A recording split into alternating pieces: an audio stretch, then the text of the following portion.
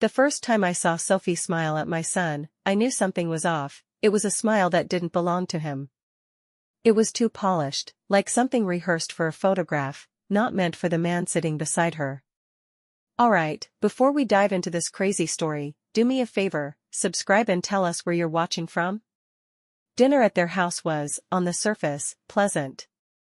The table was set impeccably, linen napkins folded like swans, crystal glasses catching the amber light of a single, expensive-looking chandelier. Andrew was glowing. My son always had that look when he wanted me to see how well he was doing. Sophie did all this, he said proudly as he passed me a bowl of quinoa salad. She's amazing, isn't she? Just trying to keep things interesting, Sophie replied, her laugh light and airy, like it had been carefully measured. She reached across to refill my water glass before I'd even noticed it was half empty. Overly attentive, I thought. Performative.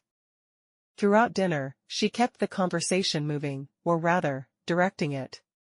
Whenever I began to tell a story, about the time Andrew tried to fix the washing machine himself at 12, or the recipe my grandmother swore would bring good luck on New Year's, Sophie would smile, nod, and then smoothly pivot.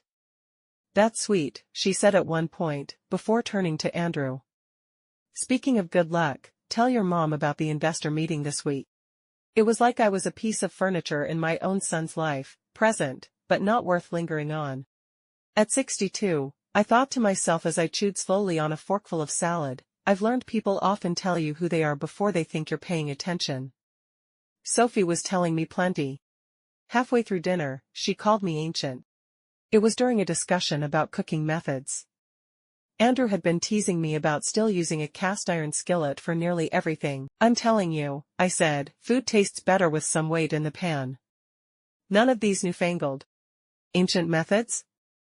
Sophie interrupted, smirking. "That's adorable. So vintage. Like you." She said it lightly, like a joke. But it hit its mark. I laughed, too, a thin, brittle sound that covered the sting. "Guess that makes me a relic," I replied, taking another sip of water to keep my face still. Andrew didn't notice. He never did. By dessert, I noticed Sophie had her phone under the table, her manicured fingers flying across the screen while Andrew talked about his latest project. He was animated, his hands moving as he explained some big client he'd landed. Sophie wasn't listening. She was nodding at the right times, but her eyes were elsewhere, on that screen. "Everything okay?"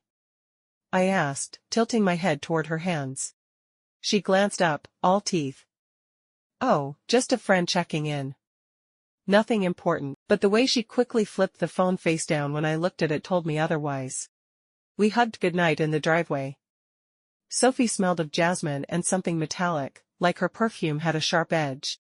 "Drive safe, Marian," she said warmly, her hand lingering on my arm just a second too long. I nodded, smiled, played the part of the grateful guest. But I couldn't shake the image of her earlier grin, the one she gave Andrew. Not quite warm. Not quite real. Later that night, I went back inside to grab the scarf I'd left on the coat rack. Their front door was still unlocked. The house was quiet, lights dimmed except for a faint glow from the kitchen. I heard Sophie's voice before I saw her. She was in the corner of the kitchen, phone pressed to her ear, whispering. "No, I told you, he can never know." "Not yet." My breath caught. There was a pause, the sound of a low voice I couldn't make out on the other end. "Yes," she whispered, her tone sharper now. "I'll handle it. Just don't call me here again." The floor creaked beneath my weight, and Sophie froze. She turned slightly, scanning the darkened doorway. I ducked back, heart pounding. By the time I peeked again, she was gone, or at least, her voice was. The kitchen was empty. I clutched my scarf to my chest as I slipped out the door. Whatever that smile was hiding, it wasn't for Andrew. And for the first time in years, I drove away from my son's house with the horrible certainty that I didn't know him, or the woman he'd married, at all. I wanted to love her like a daughter, but I couldn't ignore the gnawing in my gut. It started with little things, the way she held my gaze too long when she disagreed with me, the faint smirk when she corrected me as though I were a child. Still, I told myself, you need to try. Andrew was happy.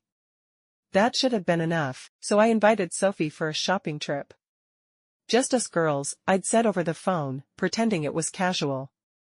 There's this little boutique downtown I think you'd love. She hesitated before agreeing. Sure, Marian, she said, her voice sweet but stretched thin, like a ribbon pulled too tight.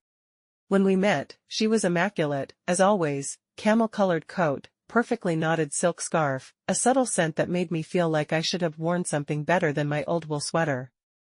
I tried to shrug off my insecurity as we walked through the boutique, touching fabrics, making small talk.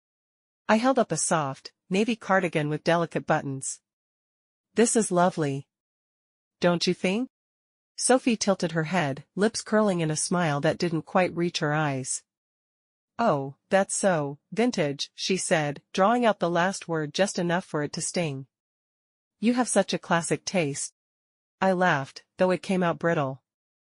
Guess I do. She drifted to another rack, already onto something else, leaving me holding that cardigan like a relic she'd just dismissed. As we walked, I told her stories, about Andrew's childhood, about how his laugh used to echo through our tiny house when I'd chase him around the yard with the garden hose. She listened with polite nods, but there was a distance there, like she was checking off a box instead of actually caring. Andrew's lucky to have you, she said at one point. I can tell you've invested a lot in him. Invested. As if he were a stock I'd been hoping would pay off. I smiled anyway. Everything I had, I poured into my son, I said quietly. After his father passed, he was all I had. All I wanted was for him to be happy. And now he is, she said lightly, glancing at her reflection in a mirror. She adjusted her scarf, and for a fleeting moment, I wondered if she realized how much that statement sounded like a claim. By the time I dropped her off, I felt like I'd been play-acting. Like she'd let me into her world just enough to make me think I belonged, but not an inch further. The following week, I stopped by their house unannounced, bringing over some of Andrew's favorite banana bread. Sophie opened the door, phone pressed to her ear, surprised to see me. Oh. Marian.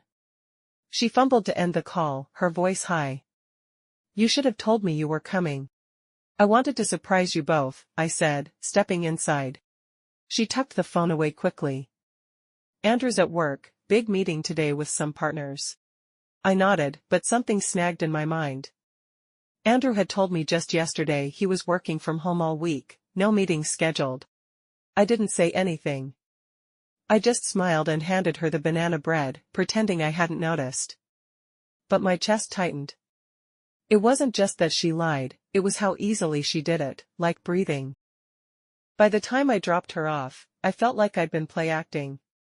Like she'd let me into her world just enough to make me think I belonged, but not an inch further. The following week, I stopped by their house unannounced, bringing over some of Andrew's favorite banana bread. Sophie opened the door, phone pressed to her ear, surprised to see me. Oh. Marian. She fumbled to end the call, her voice high. You should have told me you were coming. I wanted to surprise you both, I said, stepping inside. She tucked the phone away quickly. Andrew's at work, big meeting today with some partners. I nodded, but something snagged in my mind. Andrew had told me just yesterday he was working from home all week, no meetings scheduled. I didn't say anything. I just smiled and handed her the banana bread, pretending I hadn't noticed. But my chest tightened. It wasn't just that she lied, it was how easily she did it, like breathing. Find everything okay? She asked, her tone light. Just admiring your study, I said, my voice steady, even though my pulse wasn't. But all I could think about as I left was that locked drawer, and why, for the life of me, it felt like it wasn't meant for Andrew to open either. It's amazing how much you can learn about someone from what they try to hide. For a week, that golden lock gnawed at me. I tried to let it go, told myself it was none of my business, that Sophie was allowed her privacy. But the thought of that drawer kept creeping in at night, rattling around in my chest like a loose coin in a dryer. You're being ridiculous, I scolded myself as I folded laundry one afternoon. You're Marian. The good mother. The polite mother. You don't snoop in your son's wife's things. But then another voice, quieter and meaner, whispered back, "You're also the mother who raised Andrew alone. The one who knows when something isn't right." And this isn't right. The next time I visited, Sophie was out running errands. Andrew was at work. The house was mine, silent except for the tick of a wall clock that suddenly sounded much too loud. I stood in the doorway of her study, staring at the desk like it might flinch if I got too close. My palms were damp. I wasn't proud of myself, but I couldn't turn back now. I knelt beside the desk, running my fingers over the smooth wood until I found the lock. It gleamed at me, taunting, small and stubborn. I tried the obvious first: house keys, the key to my garden shed, even the little brass one that opens my jewelry box. None fit. The clock ticked louder. I imagined Sophie walking in, catching me on my knees with my fingers wedged in her desk. "What are you doing, Marian?" she'd say, her voice sweet but sharp enough to draw blood. My heart pounded in my ears. I heard a sound, footsteps. My chest seized. I scrambled up, smoothing my blouse, trying to look casual as I pretended to study a framed photo on the wall. The front door creaked open. "Mom?" Andrew's voice. I exhaled, too loudly. "Andrew. I didn't hear you come in." He smiled as he walked toward me, setting down his laptop bag. "Didn't expect you to be here. Sophie mentioned you might stop by." "I was just looking around," I said, my voice higher than usual. "You two have done such a nice job with the place." He kissed my cheek absently, already rummaging through the kitchen for a snack. I followed him, my heart still hammering. "Andrew," I began casually, too casually. "Do you know why Sophie has a locked drawer in her study?" He blinked at me, then laughed. "Mom, not everything's a mystery novel. It's probably receipts or personal stuff." "Why? You planning on breaking in?" He said it like a joke, but my face must have betrayed me. He chuckled again, softer this time. "You worry too much." "Seriously. She's just private." Private. That word clanged in my head. That night, I couldn't sleep. I sat in my recliner, staring at the television without seeing it, turning the conversation over and over in my mind. Private. You worry too much. But I knew when my son was lying to himself. And I knew when I was right to worry. At 11:47 p.m. I grabbed my spare key from the hook by the back door. By 12:10, I was in their house. It was dark and silent, the kind of silence that made every creak of the floorboards feel deafening. I kept my breathing shallow as I crept down the hallway toward the study. The lock glinted in the moonlight streaming through the window. My hand shook as I pulled a small pick from my purse, the same one I'd used years ago when Andrew locked himself out of his room as a teenager. The metal clicked against the mechanism, my pulse drumming in time with each subtle twist. One turn. Two. Click. The drawer slid open with an almost relieved sigh. Inside were bundles of cash, thick, neat stacks wrapped in rubber bands. And beneath them, a burner phone. Black. Unmarked. Silent. I froze. This wasn't just privacy. This was something else entirely. Something Sophie didn't want anyone, not even Andrew, to know. And in that moment, with the drawer yawning open like a wound, I realized I had stepped into a secret I might not be able to step back out of. People don't keep thousands of dollars in cash unless they have something to hide. The words repeated in my head like a drumbeat as I spread the money across my kitchen table. Neat stacks, wrapped in rubber bands, the green edges catching the morning light like some grotesque centerpiece. No normal woman keeps this kind of money in a drawer, I muttered, staring at it as though it might rearrange itself into something more innocent if I waited long enough. I couldn't bring myself to touch the burner phone again. It sat in a Ziploc bag beside the cash like evidence in a crime drama. Every time I looked at it, I imagined Sophie whispering into it, her voice sharp and hushed. Finally, I did what I always do when my nerves threatened to eat me alive. I called Marjorie. "Marian," she answered on the second ring, her voice already suspicious. "It's 8 a.m. You sound like you've seen a ghost." "I found something," I said, keeping my voice low even though I was alone. "At Sophie's." There was a pause. "Please tell me you didn't go snooping again." Oh my God, you did, she interrupted, half exasperated, half thrilled. What was it? A love letter? Divorce papers? Cash, I said. Bundles of it. And a phone. Not her regular one. Marjorie went silent. Say something, I pressed. This sounds dangerous, she said finally, her voice uncharacteristically sober. Marian, people don't keep that kind of cash lying around for fun. Maybe she's into something illegal. The idea made my stomach twist. I pictured Sophie in some smoky backroom, handing over envelopes to men whose faces you don't look at for too long.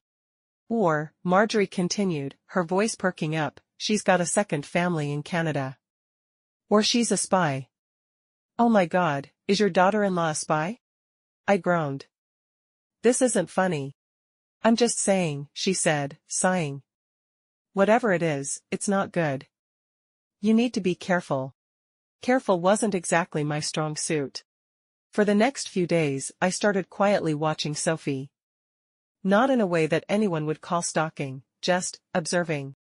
I drove by her workplace one morning under the guise of running errands. Her sleek silver car wasn't there. Instead, it was parked outside a cafe several blocks away. I almost went in, but my heart pounded so loudly I couldn't move. I checked her social media. Nothing but polished pictures, perfectly curated brunches, vacation selfies with Andrew, captions that said a lot but meant nothing. But I noticed something odd, the timestamps didn't match when she claimed to be at work. Every piece I found only added to the gnawing feeling that I was missing the bigger picture. That night, I couldn't sleep. I kept replaying the drawer in my head, the phone, the money. What kind of woman marries my son, smiles across a dinner table, and keeps a secret like that under lock and key? Around 1 a.m. I went back to their house. I didn't go inside. I just sat in my car in the driveway, engine off, watching the glow of the kitchen window. Then I heard it. Through the cracked window, faint but clear, Sophie's voice. I leaned forward, straining to hear. He can't find out about the other one, she whispered. My breath caught in my throat. The other one? I gripped the steering wheel so tightly my knuckles went white. Another one? Another man? Another house?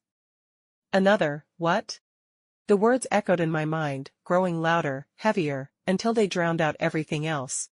Whatever she meant, it wasn't good. And I knew then that I had barely scratched the surface of who Sophie really was. The words echoed in my mind, the other one. Another man? Another life? Or something worse? By the time the sun rose, I'd imagined every possibility. Maybe she had a secret lover. Maybe she had a child Andrew didn't know about. Or maybe she was involved in something darker, the kind of thing that required burner phones and cash bribes. I paced my kitchen, running my fingers over the cold ceramic countertop as if I could smooth out the thoughts swirling in my head. You need to tell Andrew, one voice whispered. No, another hissed. Not until you know exactly what you're telling him. Knowing Sophie, she'd talk her way out of anything without breaking a sweat. No, I needed proof. Something undeniable. That's how I found myself sitting in my car on a Thursday afternoon, parked across from Sophie's office. I told myself I was only there for reassurance. That I'd watch her walk inside, go about her day, and drive home. Something ordinary. Something that would make me feel foolish for even suspecting her. But at 2:17 p.m. Sophie walked out of the building with her oversized tote slung over her shoulder. And she didn't drive home. She didn't even head in that direction. She drove across town, past the nicer parts of the city, past where the streets start to look tired and the businesses have bars on their windows. I followed at a distance, gripping the steering wheel so tightly my fingers ached. She pulled into the lot of a rundown motel, the kind with peeling paint and flickering neon signs that buzzed like a warning. My stomach dropped. Why would Sophie be here? I parked 2 rows back, angled just enough to keep my line of sight. My heart hammered against my ribs as I watched her get out of the car, her heels clicking against the cracked pavement. She wasn't nervous. She wasn't sneaking. She just moved with purpose, like this was a meeting she'd done before. I almost stayed put. Almost. But something in me, That same instinct that had been gnawing at me for weeks, forced me to act. I grabbed my phone and slowly rolled down my window. Through the smudged glass of the motel's lobby, I could see her. Sophie was speaking to a man. He was tall, wiry, dressed in dark clothes that made him look like a shadow with a face. His expression was unreadable as she handed him something from her bag. My pulse spiked when I saw what it was, a stack of cash. Not a handful of bills. A stack. Thick, like the ones I'd found in her drawer. I raised my phone, hands trembling, and zoomed in as far as the camera would allow. Click. The shutter sounded impossibly loud, even muffled by my car. I took another. And another. Sophie passed the cash to the man. He tucked it into his jacket without a word. My breath came shallow, my mind racing with possibilities I didn't want to believe. What is this? A payoff? Blackmail? A drug deal? Suddenly, I wasn't sure if I was documenting evidence or witnessing something I shouldn't be alive to see. I snapped one last picture, my phone shaking in my grip. Click. That's when it happened. Sophie turned. Her eyes locked on me through the dirty motel window, and in that moment, I swear my blood froze. She didn't flinch. She didn't look away. She just stared. Right at me. My breath hitched as I sank lower into the seat, praying she hadn't really seen me. But deep down, I knew she had. And for the first time since this all began, I felt the full weight of what I'd done. I wasn't just snooping anymore. I was caught. Caught. Her eyes met mine through the rearview mirror. She knew. I drove home on autopilot, my hands locked at 10 and 2, the world outside my car a blur of gray and red. My phone buzzed once in my lap. I didn't check it. I couldn't. By the time I pulled into my driveway, my heart had settled into a strange, heavy rhythm. I told myself I was imagining things, that Sophie hadn't really seen me. But deep down, I knew she had. And she would come. She arrived 2 hours later. No knock, no warning, just the quiet growl of her silver car pulling into my driveway, the click of her heels on my porch steps. I opened the door before she could knock. Marian, she said, her voice bright and brittle. What a surprise. I stood frozen in the doorway. Sophie. She smiled, but it wasn't a smile at all. It was that same mask she'd worn the first night I met her, polished and empty. Can I come in? It wasn't really a question. I stepped aside. She glided past me, her perfume leaving a faint, metallic trail in the air. Sophie wandered my living room like she owned it, brushing her fingers along the mantel, pausing to glance at old family photos. You have such a cozy home, she said lightly. Very, lived in. What do you want? I asked, my voice sharper than I intended. She turned to me, tilting her head like a cat watching a trapped mouse. You really should mind your own business. My stomach dropped. I don't know what you're talking about, I said, but my voice cracked, betraying me. Oh, Marian, she said softly, her smirk widening. You've been driving by my work, following me. Taking little pictures from your car. You're not nearly as subtle as you think. The room seemed to shrink around me. Sophie stepped closer, her heels silent on my old carpet. You think you're helping Andrew. But curiosity, she leaned in, close enough for me to feel her breath, curiosity can get people hurt.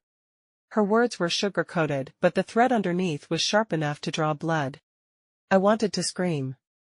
I wanted to grab her by the shoulders and demand to know what she was doing with the cash, with that man, with the burner phone in her drawer.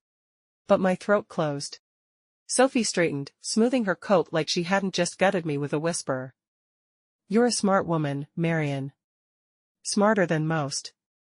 So I know you'll do the right thing. She moved toward the door, pausing with her hand on the knob. Oh, and do give Andrew my love. Then she was gone, leaving my house as silent and suffocating as a tomb, following me. Taking little pictures from your car. You're not nearly as subtle as you think. The room seemed to shrink around me. Sophie stepped closer, her heels silent on my old carpet. You think you're helping Andrew. But curiosity, she leaned in, close enough for me to feel her breath, curiosity can get people hurt. Her words were sugar-coated, but the thread underneath was sharp enough to draw blood. I wanted to scream. I wanted to grab her by the shoulders and demand to know what she was doing with the cash, with that man, with the burner phone in her drawer. But my throat closed. Sophie straightened, smoothing her coat like she hadn't just gutted me with a whisper. "You're a smart woman, Marian. Smarter than most. So I know you'll do the right thing." She moved toward the door, pausing with her hand on the knob. "Oh, and do give Andrew my love." Then she was gone, leaving my house as silent and suffocating as a tomb. When Andrew came by the next day, I tried to tell him. "Andrew, something's wrong with Sophie," I said, the words tumbling out faster than I could organize them. "She's hiding things, money, a phone, meeting strange men." He raised his hands. "Mom. Stop. I'm serious." "No, you're paranoid," he snapped, his jaw tight. "This is exactly why I didn't want to tell you about some of the stuff we've been dealing with. You always spiral." "I saw her," I insisted. "At a motel, handing cash to a man. I have pictures." Andrew exhaled, running his hands over his face. "God. Do you even hear yourself? You're making up stories about my wife now? She's lying to you, Andrew." He looked at me with a mixture of pity and anger. "Or maybe you just can't stand that she's my wife." The words sliced through me. He grabbed his keys and left without another word, the door slamming hard enough to rattle the picture frames on my wall. That night, as the sky sank into blackness, I found it. A plain white envelope tucked under my doormat. No return address. No name. Inside was a single scrap of paper, the words printed in neat, blocky letters. "Stop digging, or your son gets hurt." I thought I was about to learn Sophie's secret. I didn't realize I was about to learn she'd left someone else behind. The old train station on 5th looked even worse up close. The wooden benches were splintered, the metal rails long since rusted to a reddish brown. A broken vending machine slumped against the wall like a drunk, its glass panel shattered. I parked far enough away to make an escape if I needed to. I don't know what I expected, maybe some grizzled detective type, or a young man with more swagger than sense. Instead, it was Michael, heavy-set, mid-50s, hair thinning and gray at the temples. The kind of man you wouldn't notice in a crowd. But his eyes had the exhausted sharpness of someone who'd been awake for years. "Marian," he said, like he'd been holding his breath for this moment. "How do you know my name?" My voice came out sharper than I intended. "You're Andrew's mother. And Andrew, he's married to her." He didn't have to say her name. "Sophie." I glanced over my shoulder, suddenly paranoid we were being watched. "You've got 1 minute to tell me why I shouldn't get back in my car and call the police." "Because," he said, lowering his voice, "the woman living in your son's house isn't who she says she is. And if you don't want Andrew to end up like the last man who married her, you'll hear me out." His words hit me like a punch to the gut. "The last man who married her?" Michael nodded grimly. "She's been married before. His name was David Hargrove. And he's been missing for 6 years." I took a step back. The air between us felt heavier now, suffocating. "You're lying." He pulled a manila folder from his jacket. It looked old, worn, like it had been opened 1,000 times. "See for yourself." My hands trembled as I took it. The first page was a photo of Sophie, but younger, maybe 24. Her hair was longer, darker, but her eyes, those were the same. She stood next to a man. David Hargrove. Broad shoulders. Clean cut. The kind of man who looked like he played golf on weekends and took his coffee black. There was something unsettling about the picture, about how Sophie, or Emily or whatever her real name was, smiled. Wide, photogenic, but too stiff. Like the smile she'd given me at that first dinner. The caption below read: David and Emily Hargrove. 2014. I flipped the page. A marriage certificate. 2 driver's licenses, one for David, one for Emily Hargrove. Then, a missing person report. Name, David Hargrove. Age, 32. Last seen, June 7, 2017. Status, missing. My hands tightened around the paper until it crinkled. There was never an official investigation, Michael said. Not a serious one, anyway. He just disappeared. No trace. No credit card use. No phone records. And Emily, or Sophie, as you know her, left town 3 months later. Changed her name. Started over. I stared at him. You're saying she killed him? I'm saying, Michael said carefully, that no one knows what happened to David. But people don't just vanish. Not without help. The world around me tilted. I thought I'd been circling a simple mystery, cash in a drawer, a burner phone, a shady meeting. But this? This was darker than I dared to imagine. I pictured Andrew.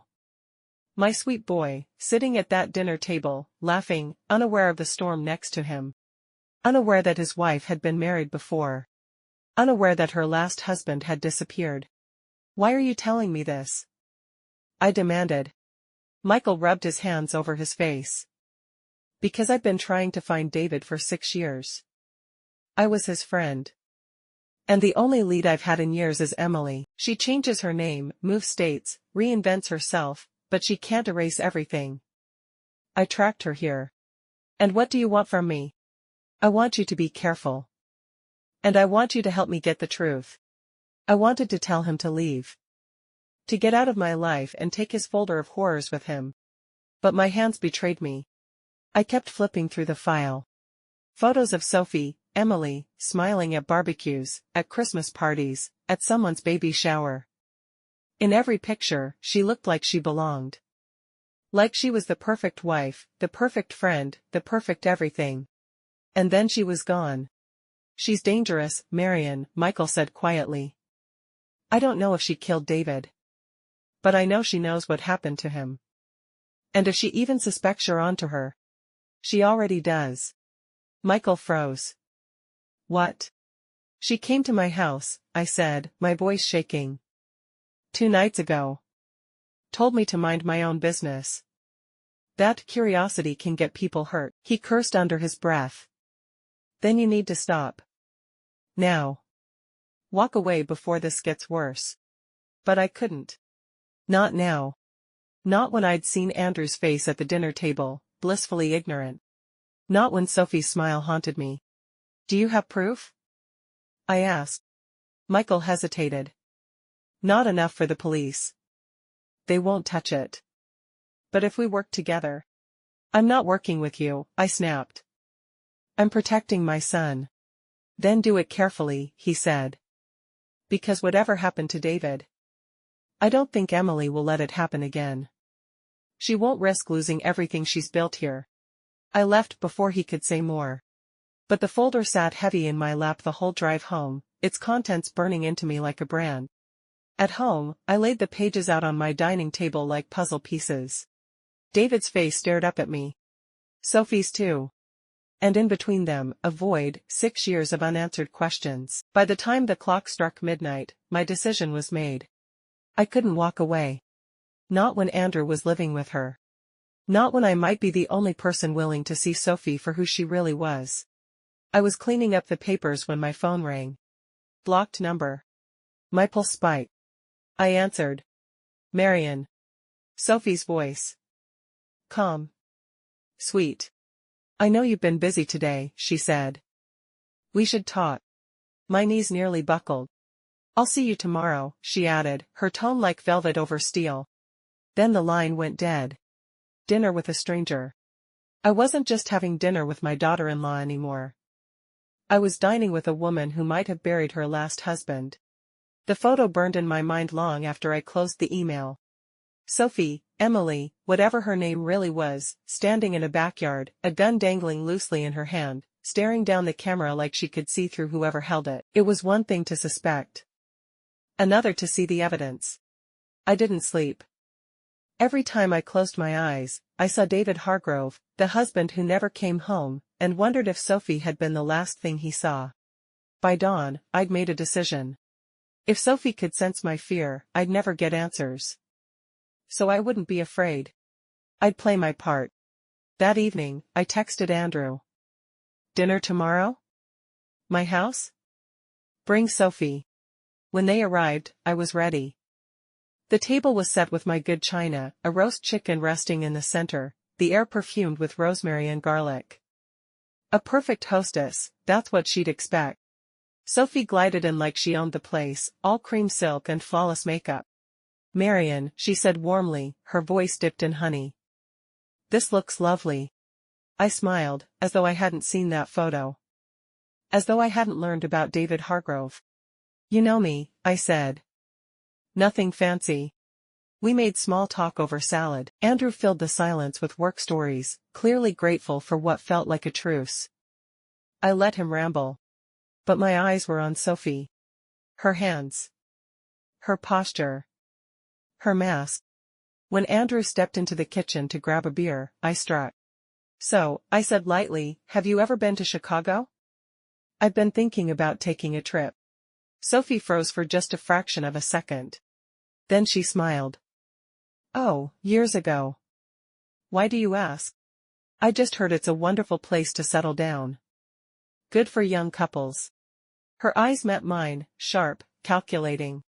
Yes, she said, her tone smooth. I suppose it is. Andrew returned, oblivious to the undercurrent between us. Mom, he said, you're quiet tonight. Just listening, I said, my smile as brittle as the wine glass in my hand. We moved to dessert. A chocolate cake Andrew had always loved. I cut slices, sliding one across the table towards Sophie. She looked down at the plate, then back up at me. You've outdone yourself, Marian. Her tone was sugary sweet. But I could feel the steel underneath. It wasn't gratitude. It was a warning. When they left, I stood in the doorway, watching their car disappear into the night. Only when the taillights vanished did I let my mask slip. My hands trembled so hard I nearly dropped the serving tray. She knew I knew. I could see it in her eyes. Hours later, as I gathered the dishes, my phone buzzed. A new email. From John Delaney. Subject, you're in deeper than you think. I opened it. This time, there was no message. Just another photo. David Hargrove. Only this one wasn't an old portrait. It was grainy. Blurry. And dated 2 weeks ago. My breath caught in my throat. David Hargrove wasn't dead. Which meant Sophie hadn't just buried her past. She'd been living with it. There's a difference between fear and panic. I was starting to feel the latter. I couldn't stop staring at the photo. Sophie, or Emily, standing in a backyard, holding a gun like it was a natural extension of her hand. Her expression calm, almost bored, as though being photographed with a weapon was just another Tuesday. I forwarded it to Marjorie with a single message, if anything happens to me, send this to the police. She replied in seconds. Jesus, Marian. What is this? Me, insurance. Just keep it safe. I didn't tell her everything. Not about David Hargrove. Not about Sophie's past. It was selfish, maybe, but I needed someone outside this nightmare to hold the line for me, someone who could pull the trigger if I couldn't. The next few days, Sophie's mask began to slip. At first, it was subtle. A sharpness in her voice when she corrected Andrew. A longer than necessary stare when I asked an innocent question. Then came the comments. You know, Marian, she said one afternoon, smiling as she poured herself coffee in my kitchen, you worry so much for someone your age. Stress isn't good for the heart. The words were sweet, but they hit like a threat. Or another. I hope you're sleeping well, she said breezily as we stood in Andrew's living room. Bad dreams can make people unpredictable. She said it like she was giving me advice. But her eyes didn't match her tone. And then there was Andrew. Something was wrong. He'd always been energetic, talkative, bright. But lately, he moved through rooms like he was underwater. His eyes glazed. His voice sluggish. When I asked if he was okay, Sophie chimed in before he could answer. Oh, he's just stressed from work, she said, patting his hand. Poor thing doesn't know how to rest. But rest wasn't the word I'd use. It was like he was fading. I couldn't take it anymore. One evening, while they were both out, Sophie running errands, Andrew supposedly at a late meeting, I used my spare key to get into their house. I told myself I was just checking in. That I wouldn't cross any lines. But lines blur when your child's life is on the table. I searched the kitchen first. Nothing. Then the living room. Finally, I crept into their bedroom. Andrew's nightstand was tidy, too tidy. But when I opened the drawer, I found them. A small amber bottle with no label. Pills. White. Round. Unmarked. I held the bottle in my palm, my breath coming in short, sharp bursts. Prescription? Over the counter? Something else entirely? Why wasn't it labeled? I heard a car door slam outside. My heart lurched into my throat. I shoved the pills back into the drawer, closed it, and slipped out of the bedroom, my pulse thundering in my ears. Back in my car, parked 2 blocks away, I clutched the steering wheel so hard my knuckles turned white. The pills weren't Andrew's. I knew it in my gut. They were hers. And suddenly, the image of Sophie, no, Emily, holding that gun didn't seem like the scariest thing in that house. I sat there, staring at their home, a single thought burning through me. She wasn't just dangerous to me. She was dangerous to Andrew. The pills. Poison doesn't always come in a vial marked with a skull. The amber bottle sat on my kitchen counter like a loaded gun. I'd barely slept, my mind looping over Andrew's half-lidded eyes, his slowed speech, the way Sophie answered for him before he could form a thought. By morning, I couldn't stand it anymore. I slipped the bottle into my purse and drove to the small, family-owned pharmacy a few towns over, far enough that no one would know me. The pharmacist, a man in his 60s with silver hair and kind eyes, took the bottle without question. No label? He asked, peering inside. They were, mixed in with some old vitamins, I lied. Can you tell me what they are? He adjusted his glasses, poured a few into a small tray, and studied them.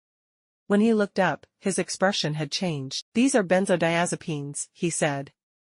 Sedatives. Pretty strong ones. Usually prescribed for anxiety, seizures, sometimes insomnia. But this dosage, he shook his head. It's not something you casually keep around. My throat tightened. Sedatives. Suddenly, the pieces rearranged themselves into a picture I didn't want to see. Andrew's lethargy. His foggy memory. The way Sophie hovered over him, intercepting conversations, answering for him. Was she drugging my son? The pharmacist must have seen something in my face, because he softened his tone. If you didn't know these were in your home, you need to ask who's taking them. And why? I forced a smile. Of course. Thank you. But my hands were shaking as I tucked the pills back into my purse. I didn't drive home right away. Instead, I sat in the car, staring at nothing, as dread pulled in my stomach. Confronting Andrew would be useless. If she was drugging him, he probably didn't even realize it. And if I accused Sophie without proof? She'd twist it. She always did. No, I needed more. Irrefutable evidence. Something no amount of sweet smiles or gaslighting could erase.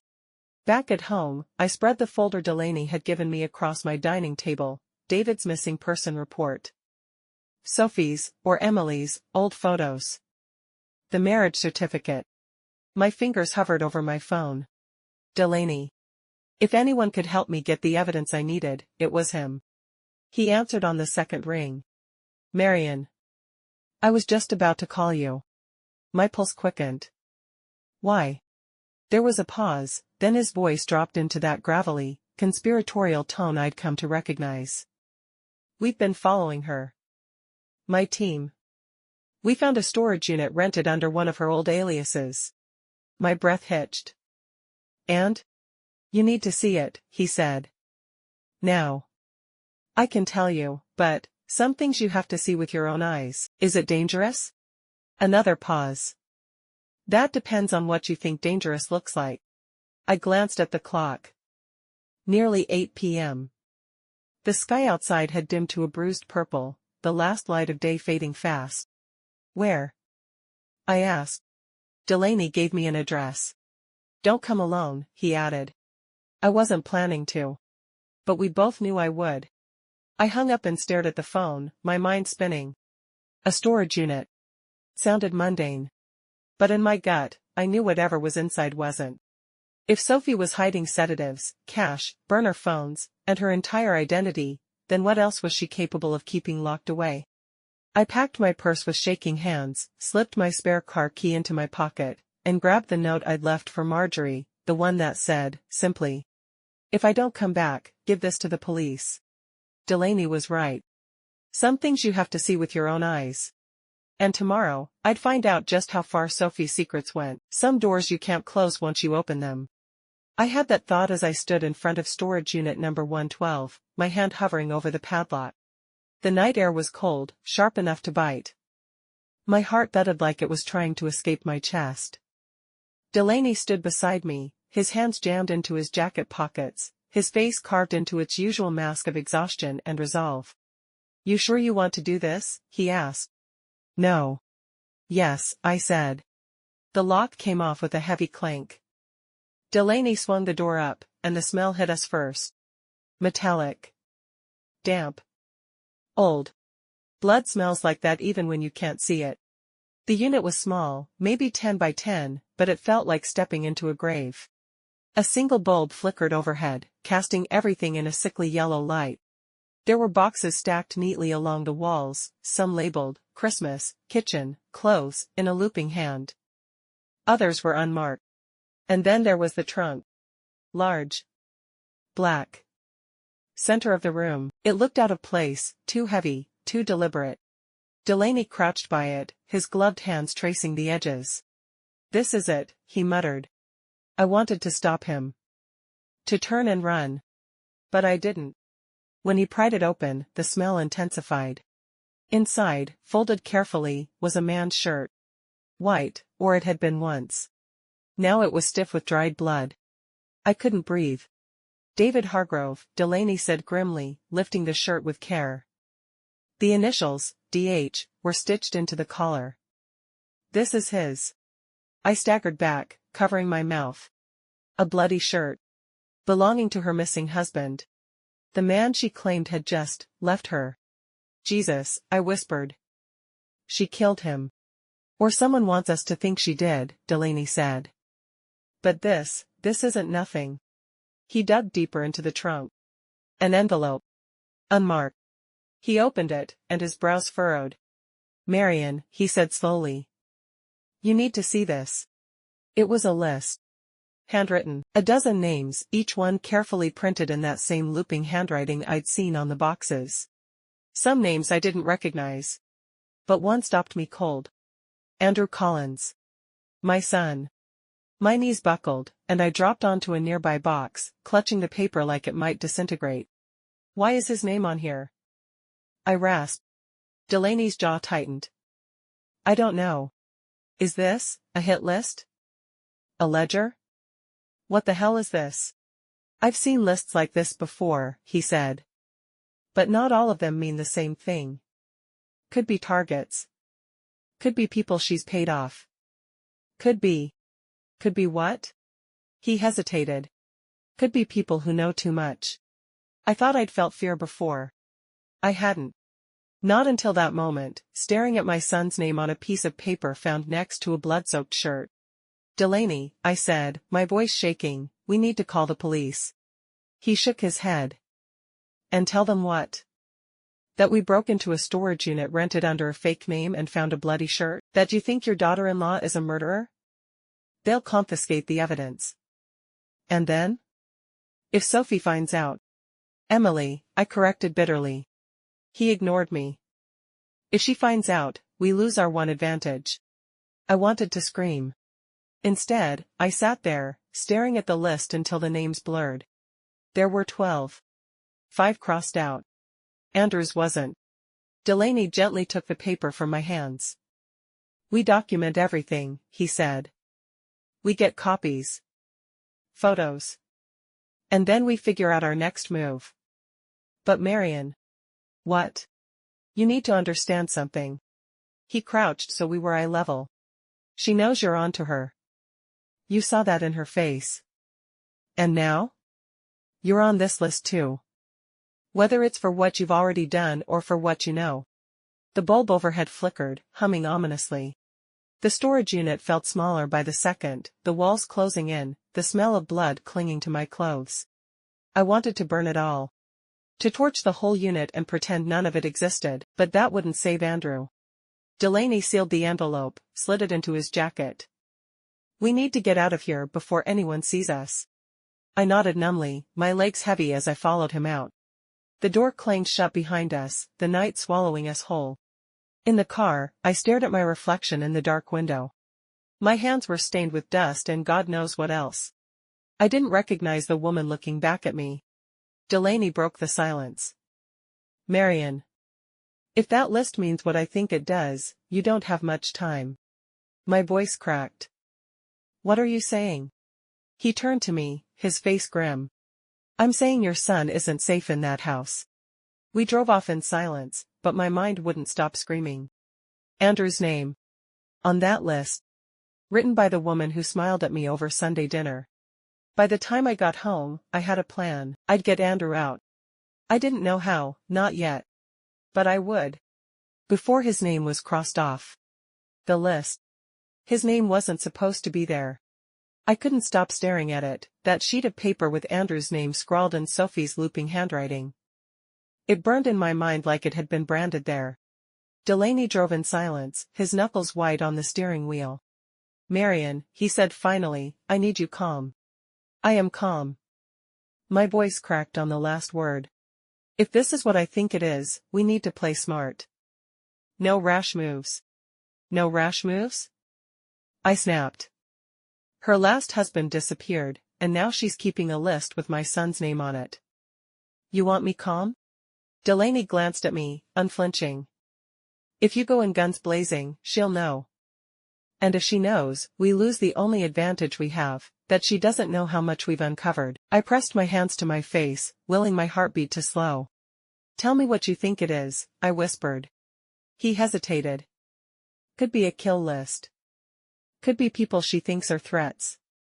Or debts. Or witnesses." Witnesses. I thought of Andrew at the dinner table, smiling weakly, slow to answer questions, always so tired. "What if she's not waiting?" I said, my throat dry. "What if she's already?" "Stop." Delaney's tone was sharp. "We don't panic. We act." We parked outside my house, and he spread the photos and documents across my dining table. "Here's the plan," he said. "We need to get Andrew out of that house without her knowing why. You said he trusts you, good. That's our in." I swallowed hard. "I'll invite him on a trip. Just us. Pretend it's a mother-son thing." Delaney nodded. "That gets him out. Once we have him safe, we go to the police. With the list. The shirt. All of it. And Sophie, we let law enforcement deal with her." It sounded neat. Too neat. But it was the first sliver of hope I'd had in days. That night, I called Andrew.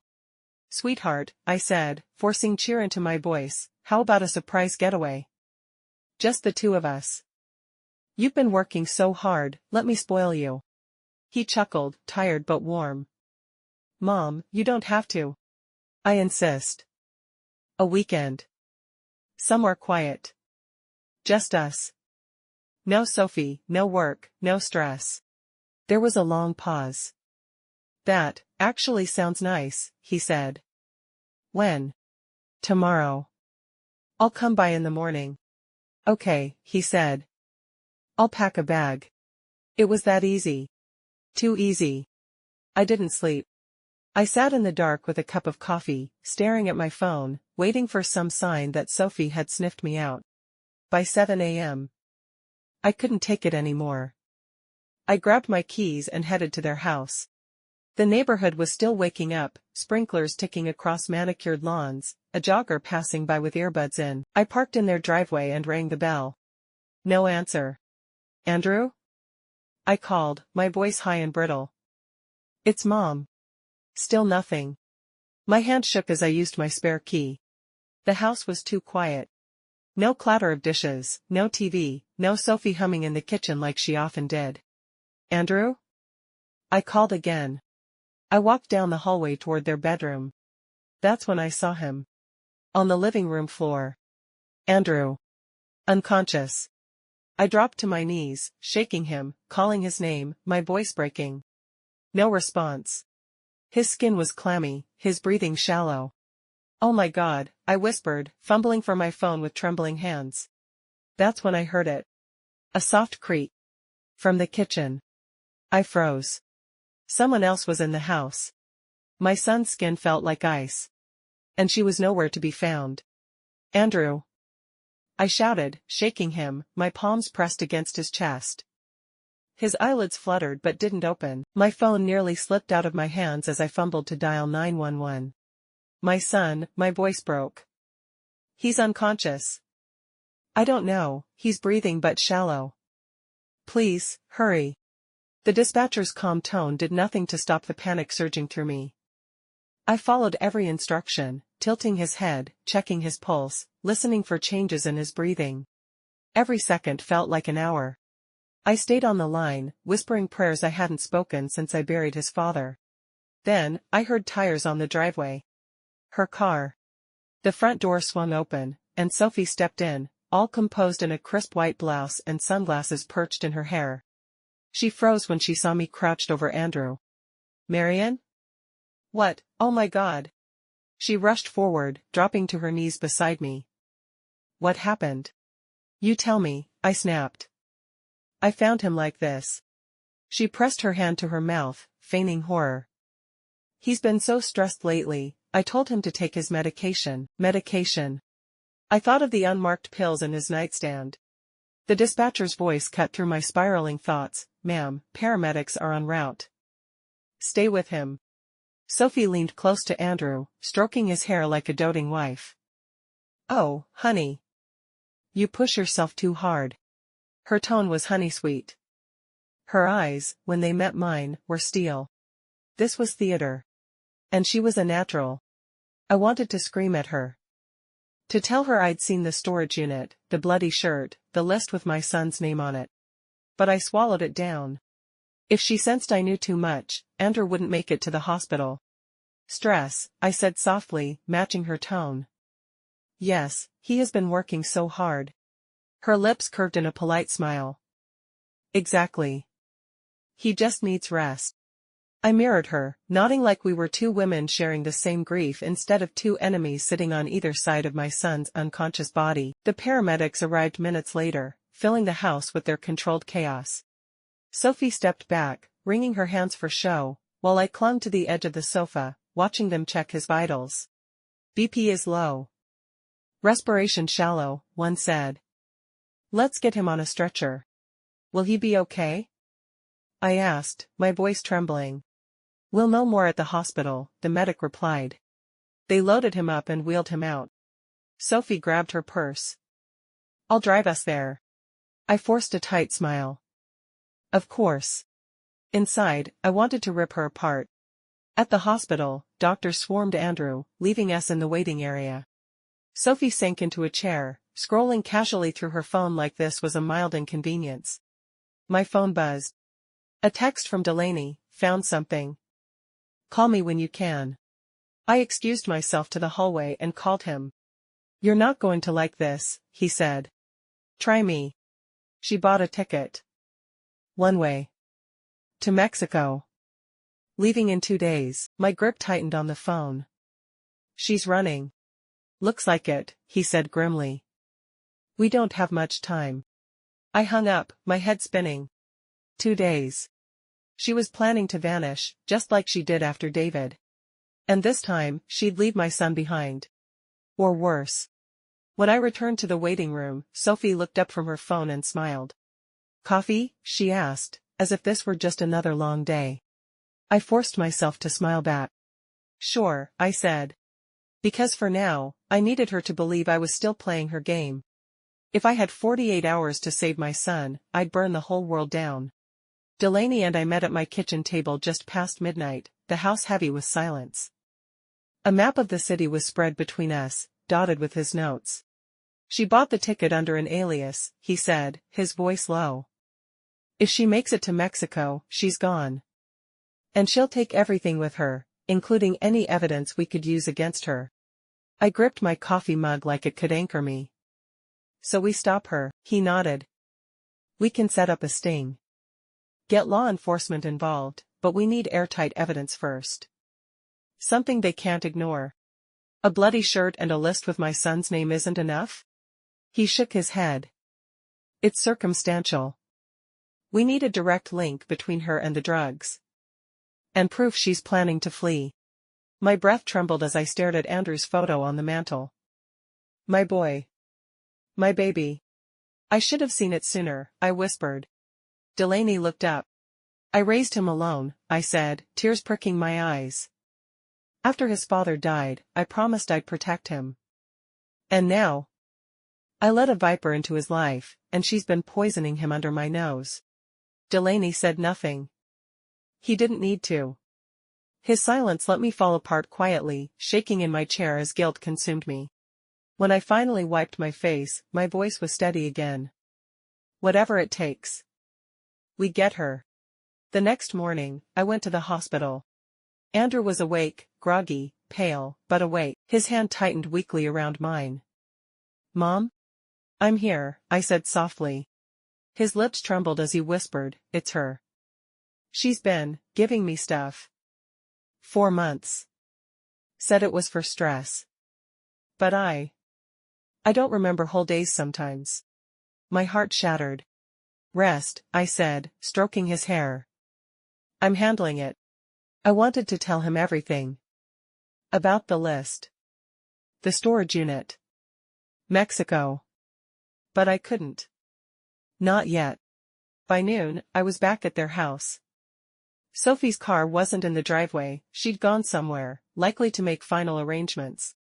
Delaney had told me to look for proof, cash, documents, anything that tied her to the trip. I moved fast, searching every room, my pulse thundering in my ears. Then I found it. Under the bed, zipped into a plain black suitcase. I hauled it onto the mattress and unzipped it. Cash.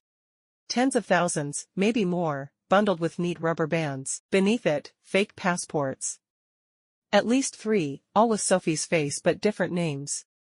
And tucked between them, a plane ticket. One way. Mexico City. I took photos of everything with shaking hands. This was it, the kind of evidence Delaney needed. I was about to zip the suitcase closed when I heard it. The front door. A pause. Then the soft click of heels on hardwood. My blood ran cold. She was home. I shoved the suitcase halfway back under the bed and dropped to my knees, heart hammering. The bedroom door creaked. Marian? Sophie's voice, smooth as silk. I froze, praying she couldn't hear my ragged breathing. I thought I heard someone in here, she said. Her heels clicked closer. Each step echoing like a countdown. I didn't move. Didn't breathe. Until her shadow fell across the doorway. And I knew. I was caught. When Sophie finally spoke, she didn't sound like the woman who'd smiled at me over roast chicken or called me Marian with that polished warmth. She sounded tired. Raw. Like someone who'd been waiting a long time to unburden herself. I suppose you saw the suitcase, she said. Her heels clicked against the hardwood as she stepped fully into the room. I still knelt by the bed, frozen like a cornered animal. You're fast, she added, smirking faintly. I didn't think you'd get this far. My pulse roared in my ears. Why? I managed. She tilted her head. Why what? Why the cash? The passports? The plane ticket? Or why your son's name is on that list you found? Every muscle in my body screamed to launch at her, claw at her perfect face, demand answers. But I stayed still, my fingers curling into the carpet. I know what you did to David, I said, my voice low. Something flickered across her face. Pain? Amusement? It was impossible to tell. You don't know a damn thing, she said. For the first time since this nightmare began, Sophie sat down, at the edge of the bed, just feet from me. She wasn't composed now. Not the polished wife, not the woman with a curated smile. I didn't kill David, she said flatly. I almost laughed. You expect me to believe that? Yes, she said. Because the truth is worse. She exhaled slowly, folding her hands in her lap. When I met David, I thought I'd found a way out. He was charming, generous, made me feel like I was worth something. But that was just his mask. I said nothing. Sophie's gaze drifted to the floor. He wasn't just abusive, Marian. He was connected. To people who don't forgive debts. People who don't let their property walk away. Property. The word clung in the air like smoke. I left because I had to, she said. Because if I didn't, I'd end up like the others. Dead. Buried. Forgotten. Others? I asked, my voice sharp. She glanced at me. You think David was a nice man who just vanished? No. He belonged to someone far worse than me. I ran. And I've been running ever since. Her tone shifted, softer now. That's what the list is. It's not a hit list. It's people who can hurt me. Or help me. Leverage. And my son? I hissed. Her gaze hardened. Daniel was my shield. It felt like someone had punched me in the chest. You married him, I said, my voice breaking. Used him. She didn't flinch. Yes. He was stable. Clean. Kind. Someone no one like David's people would suspect I'd hide behind. You think I picked him because of love? Maybe at first. But I picked him because I needed cover. I wanted to scream, but my voice wouldn't come. Instead, I whispered, you've been drugging him. Sophie didn't deny it. To keep him quiet. To keep him safe. So he wouldn't ask questions I couldn't answer. So he wouldn't try to be a hero. You're a monster. Her smile was bitter. You think monsters look like me? Wear heels and bake soufflés for their husbands? No.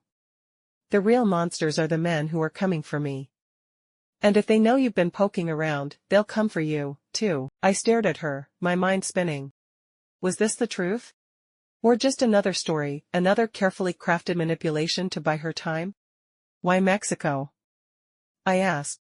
Because it's far enough to disappear. To start again. Maybe this time I can do it without dragging someone else into my mess. Her voice cracked on the last word. It was the first real crack I'd seen in her. And it made everything worse.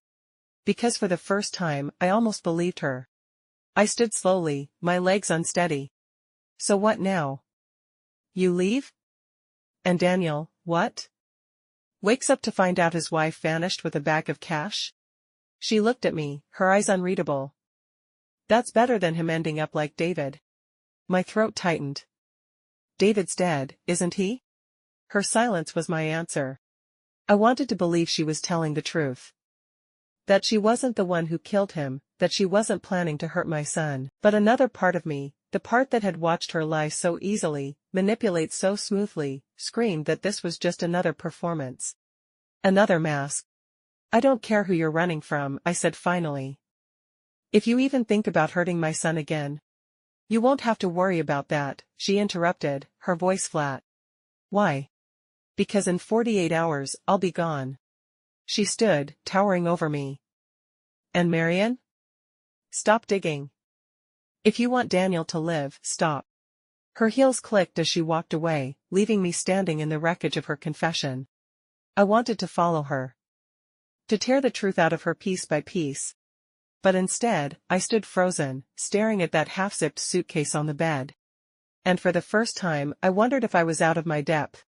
When I finally stumbled out of the house, Delaney was waiting in his car down the block. He rolled down the window. Well, she confessed, I said numbly. To what? To everything. Or nothing. Delaney frowned. Meaning? Meaning, I said, staring back at the house. I don't know if I just heard the truth, or her best lie yet. She remembered when she was about to leave the house she turned around and looked at Sophie. She came forward, her expression calculating. You want Daniel safe? Then help me disappear. If I try to leave alone, they'll catch me. But if I leave with your help, they won't see it coming.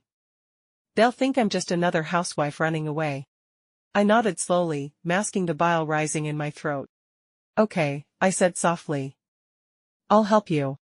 Because if I could make her believe I was on her side, she'd let her guard down, and then I'd have everything I needed to take her down.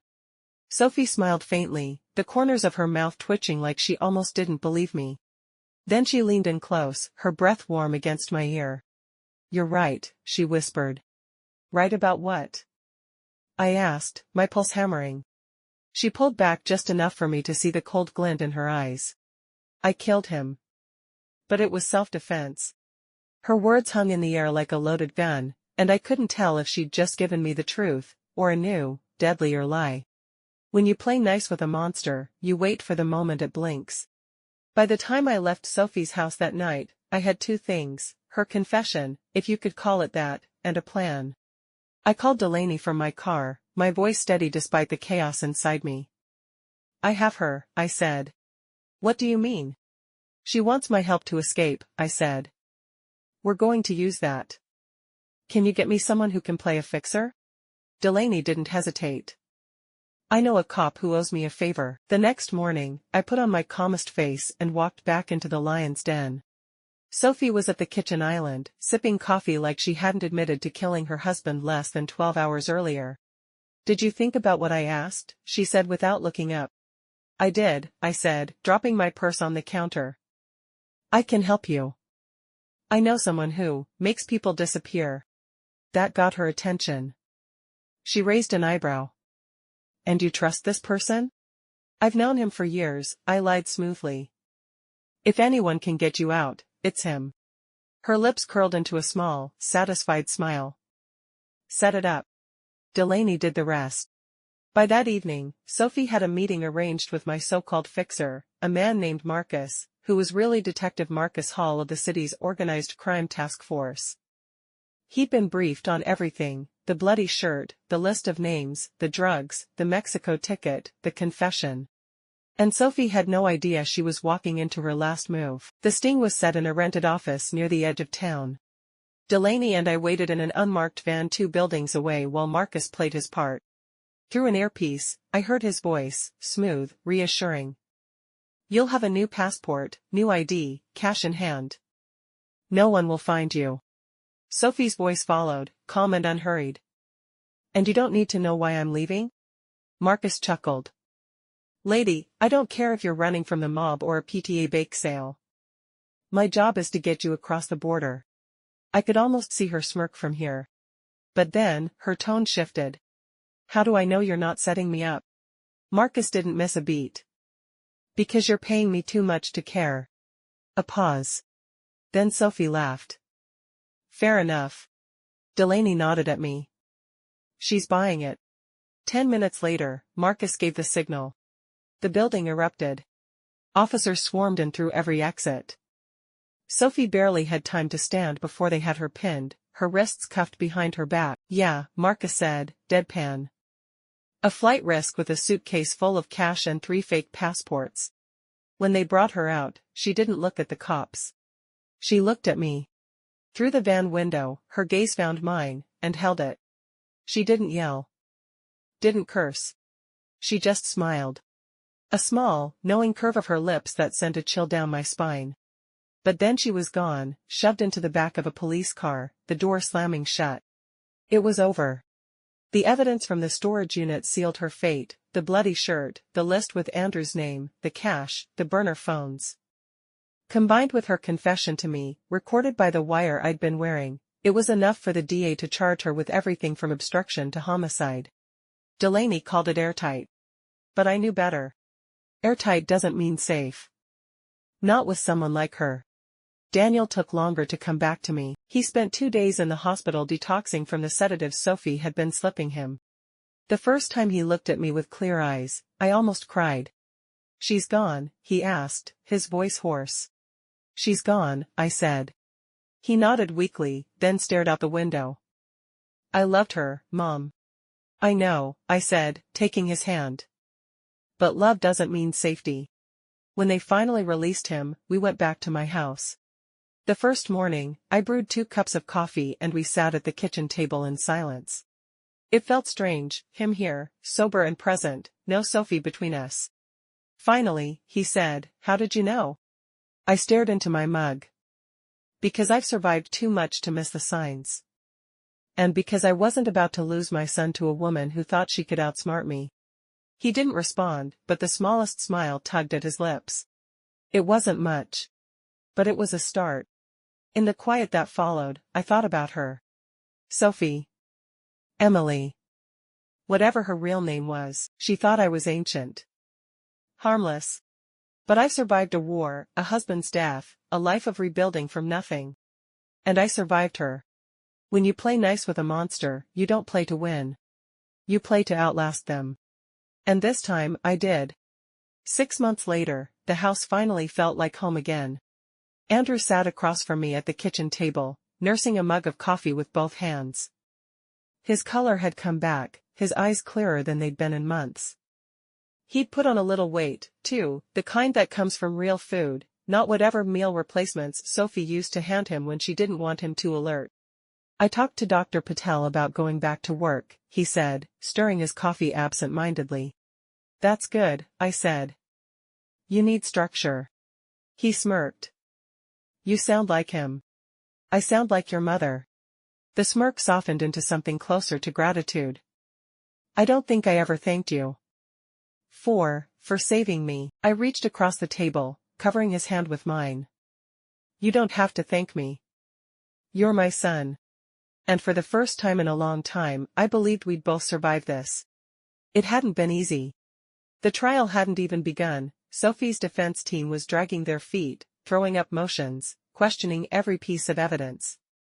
But the DA had enough to keep her behind bars for now. The bloody shirt, the list with Andrew's name, the confession she'd whispered to me while I wore a wire.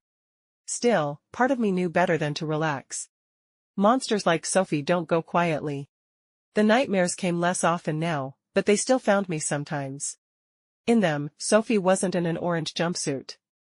She was back in that kitchen, standing over my son with that soft, poisonous smile, telling me I was too old, too slow to stop her. Sometimes I'd wake up in the middle of the night and check that the doors were locked, the security cameras still working, because Sophie, or Emily, or whatever her real name was, had taught me something important. Locks keep out burglars. They don't keep out people who know how to charm their way in. Andrew stood and rinsed his cup in the sink. "Support group tonight," he said. "I'll drive you." He raised an eyebrow. "Mom, I can drive myself." "I know," I said, smiling. "But let me do this. Just for now." He didn't argue. After he left, I tidied up the kitchen, humming softly to myself. It felt almost normal, like a life I'd once had, long before Sophie came barreling into it.